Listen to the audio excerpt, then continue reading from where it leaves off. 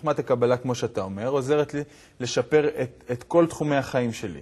האם בכלל התחומים האלו כולל גם פרנסה, בריאות, זיווג, שאני אמצא?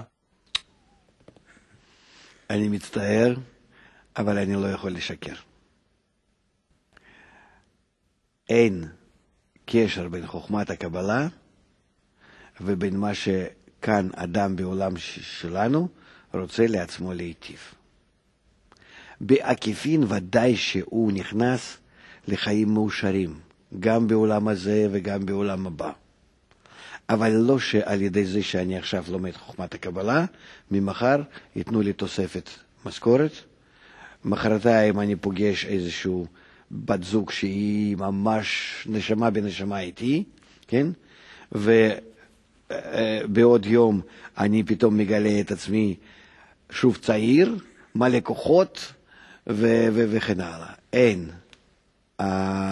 חוכמת הקבלה מגלה את הבורא, את הכוח העליון, ואיך שהוא משפיע על האדם, ואיך אדם צריך להתקדם לאותה המטרה שנמצאת לפניו, כן?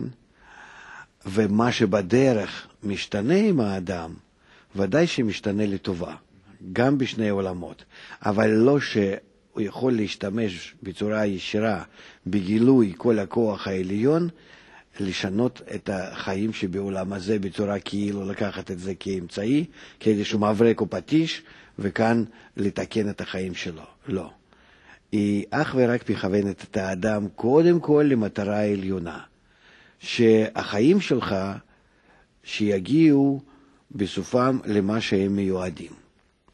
ובעולם הזה ודאי שבבריאות ובכסף ובבת זוג ובילדים, בכל היתר הדברים, אם אתה חושב על המטרה, כל הדברים האלה מסתדרים סביב זה כתומכים ומשלימים אותה, ואז אתה לא מרגיש בהם שום מחסור.